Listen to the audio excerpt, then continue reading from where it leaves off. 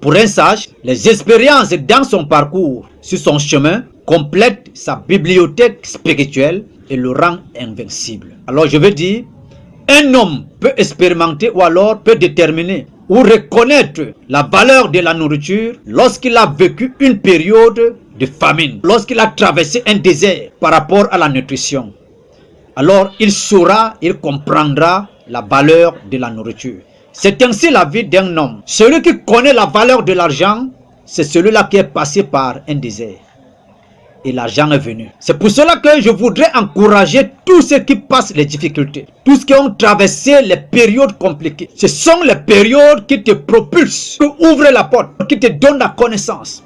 Ce sont les périodes qui t'enracinent, qui t'amènent à comprendre la valeur des choses qui arrivent, de préparer ton esprit, ton âme et tout ton être pour bien garder ce qui arrive. Ce sont les périodes qui te permettent de chercher la face du Seigneur. Ce sont les périodes qui te permettent, bien aimé, de garder une bénédiction qui viendra après. De cultiver ton âme à ce que tu puisses travailler pour le salut. Le salut était privé, bien aimé, à toute créature. Il a fallu la souffrance, les périodes de préparation, il a fallu les périodes difficiles et compliquées. La Bible dit, il a porté nos peines, notre souffrance. Parce que nous, en tant qu'hommes, on ne pouvait pas le supporter. Un travail non encouragé donne le désespoir.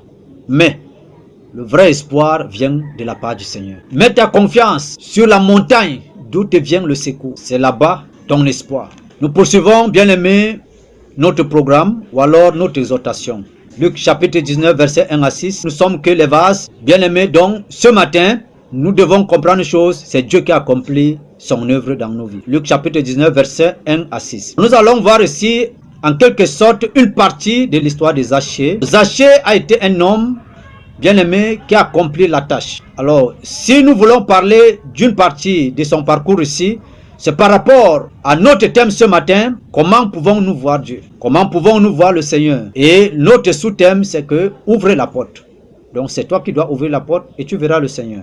Zachée ici était un homme bien aimé. Il a pris la décision de voir le Seigneur. Il a pris la décision, il a posé une action. Donc, lorsqu'on parle de la décision, on voit derrière la décision une action. Amen. Donc Zachée ici était un homme qui a pris la décision de rencontrer, de voir le Seigneur. Je prie que, bien-aimé, tes oreilles soient spirituelles pour comprendre cela. Il est écrit, Jésus, étant entré dans Jéricho, traversait la ville. Et voici un homme riche, appelé Zachée, chef des publicains, cherchait à voir qui était Jésus. Donc, il cherchait à voir Jésus. Bien-aimé, chaque personne a une possibilité de voir Jésus. Alors la décision était déjà dans son cœur de voir Jésus. Alors il cherchait de voir Jésus et la décision était déjà dans son cœur de voir Jésus. Cherchait à voir qui était Jésus. Mais il ne pouvait y parvenir. Le constat était que naturellement il ne pouvait pas. Pourquoi il ne pouvait pas? La Bible dit, mais il ne pouvait y parvenir à cause de la foule, car il était de petite taille. Il y avait deux choses. Je ne sais pas quels sont ces obstacles qui sont présentés ce matin pour cette journée. Quel est le nombre ce matin? Ta décision annule cela. Ta décision va annuler tous ces obstacles-là. Il a dit en soi, je dois voir ce Jésus. Alors, peu importe les obstacles, peu importe sa taille, peu importe la foule, il a dit dans son cœur, je dois voir Jésus. Écoutez bien aimé, lorsque tu prends la décision, tu ne tiens pas compte des obstacles que tu peux rencontrer. Parce qu'on connaît, on sait que dans la vie, il y a les obstacles. Il n'y a aucun passage qui n'a pas des obstacles. Il n'y a aucune marche qui n'a pas de difficultés. Qu'est-ce qui s'est passé? Le verset 4 nous dit, il courut en avant. Voici maintenant le pouvoir de la décision en lui. Ce que le pouvoir produit en lui. Ce que le pouvoir de la décision apporte en lui. Ça veut dire que derrière la décision, il y a une puissance. Il y a un pouvoir qui l'anime et qui va le pousser à poser les actes. Il ne sera plus en lui-même. Il va agir selon le pouvoir de la décision en soi. La Bible dit, il courut. Qui lui a demandé de courir? Personne. Mais il était animé d'une force surnaturelle. Que la force surnaturelle te saisit pour accomplir les choses surnaturelles.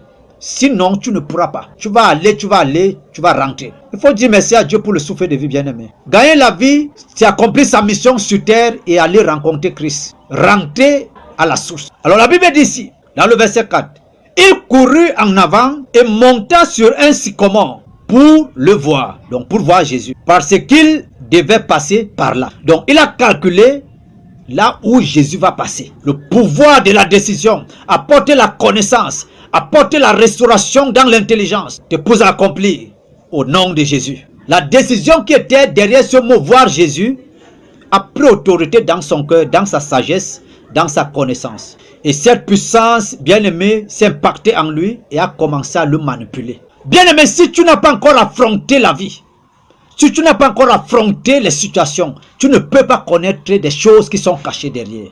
Il ne connaissait pas ce qui vient derrière cela. Une surprise que lui-même ne connaissait pas. À cause de cela, il a ouvert la porte. Lorsqu'il se trouve sur le sycomore, bien-aimé, Zachée était déjà en train d'ouvrir sa porte. Pourquoi? Sur le sycomore, Jésus lui a vu. Donc Zachée avait déjà ouvert la porte pour que Jésus puisse voir ce qui est derrière lui. Quand on n'ouvre pas la porte, on ne voit pas ce qui est derrière. Alors s'il n'y avait pas la décision, la porte ne devait pas être ouverte. Alors nous avons noté le mot décision. Et dès que la porte a été ouverte, il a vu Jésus. Et lorsqu'il voit Jésus, Jésus regarde Zachée, ne voit pas Zachée, mais il voit ce qui est derrière Zachée. Ça veut dire que l'ouverture de la porte, bien aimé, permet de voir ce qui est à l'intérieur. Quand la porte n'est pas ouverte, on ne voit pas ce qui est dedans. Pour cela que Jésus a pris le temps de dire, je cogne à la porte. Si quelqu'un entend ma voix et il ouvre, j'entrerai.